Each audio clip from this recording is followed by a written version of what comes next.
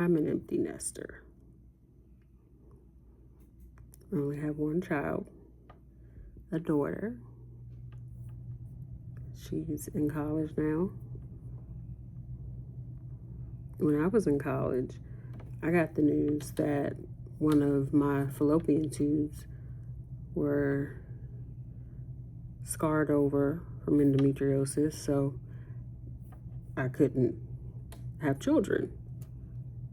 For a college student, at least for me as a college student, I didn't care. I wasn't thinking about having kids at that point. And when I found out that I was pregnant with her, I was in denial. I thought I had the flu, because how could I be pregnant with her? My fallopian tubes are scarred over. They don't work.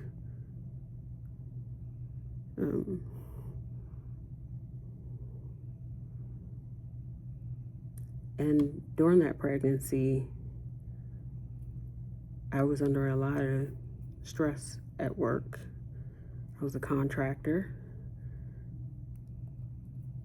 in an at-will state. And there was always the fear of just being let go for any reason. I worked up until I had preeclampsia. Now, I had this habit of watching the pregnancy shows, but I would never watch the end because I was afraid of the labor and delivery part. But I went into preterm labor pretty often with her. I remember being so afraid because in my mind I just kept thinking, well, you're not even supposed to be pregnant with her. You're not even supposed to be able to have a kid. So you gotta protect this pregnancy that wasn't even supposed to be able to be possible. I read up on a lot of stuff. I couldn't quite keep my stress in control, well, under control. Ended up having her 6 weeks early, and now thinking back, it was probably postpartum depression, but I just had this intense feeling of guilt that I couldn't protect her and keep her for those 6 weeks, and she was in the NICU. I just felt so guilty. And then all those thoughts about the world that I'm bringing her into, I felt guilty about that. There's just a lot of guilt. And it was difficult for me to even go down to the NICU to see her initially because I just felt so bad. I felt like it was my fault that I couldn't keep her for at least 5 or 6 more weeks. And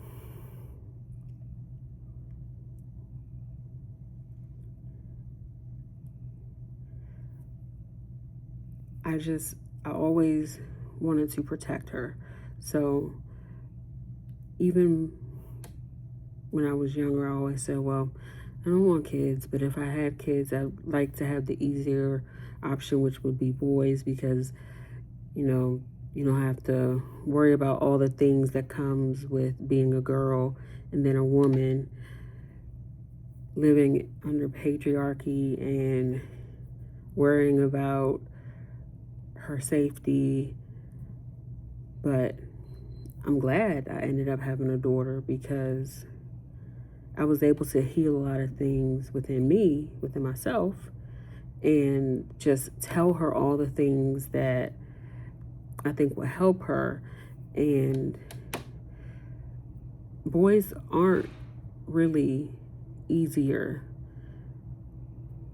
to parent. I think that the people that make it look easy to parent boys are probably not raising those boys well. I learned that too. And having a daughter, I wouldn't do it any other way. I'm still scared for her all the time. I don't know how the world is going to treat her, and I know how the world is, and I don't want her to be harmed. I can't control that, but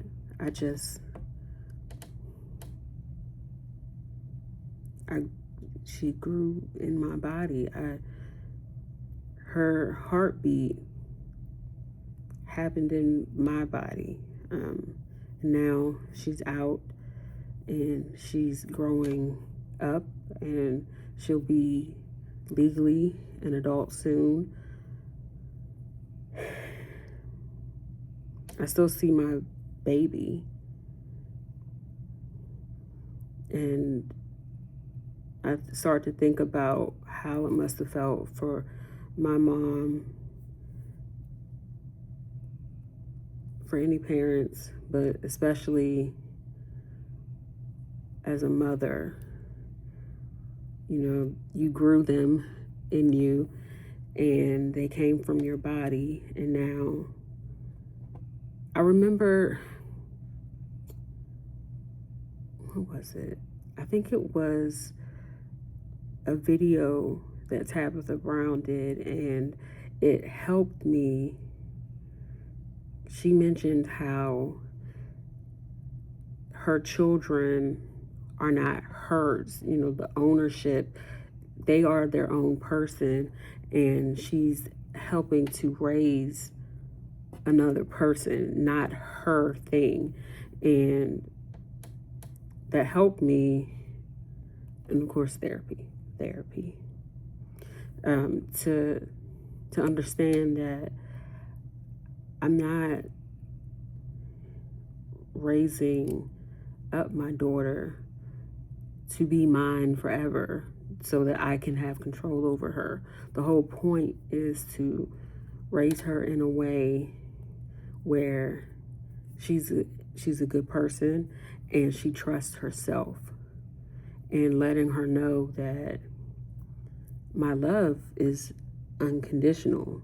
So you're not going to do everything that I want you to do, but I have my own life to live and you have yours. You aren't responsible for what I want for you. That's a big thing. And no guilt tripping, none of that.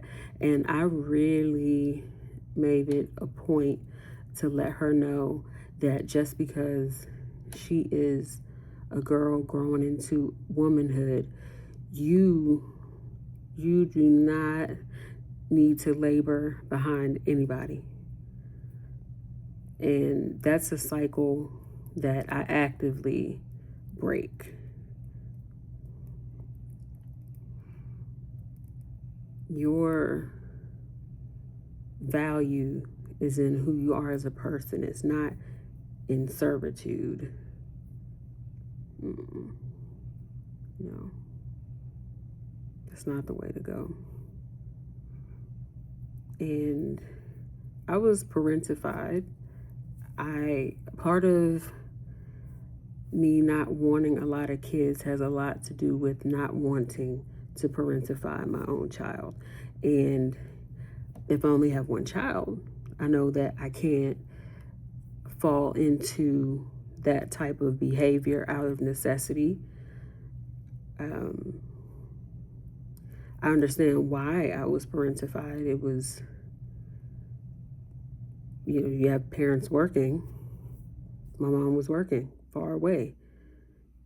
But I really did not want to continue that. And there are things that I can pick out in my behavior that is common with parentified eldest daughters. And I mean, it was a thing around the year I was born. Yeah, that was, everybody was responsible for their siblings. And, but I don't think there's a need for that. And I wanted to make sure I didn't have a need for that because I did not want to do that.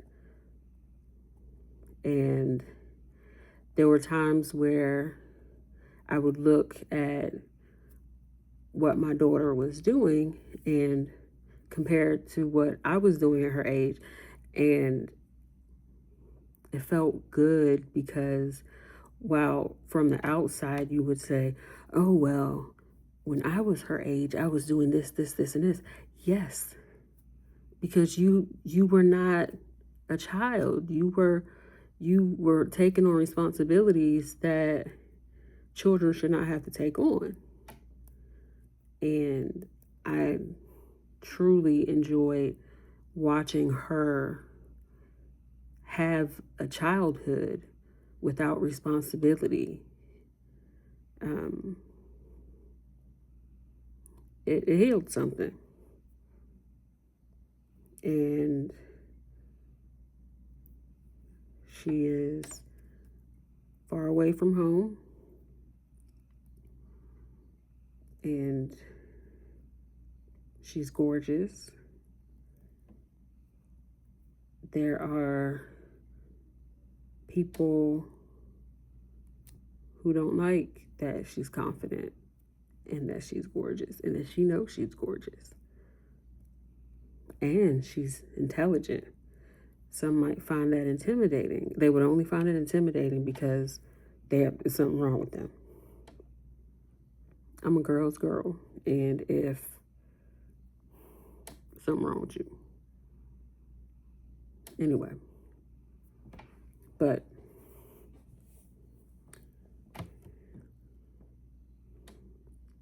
those are my thoughts for today.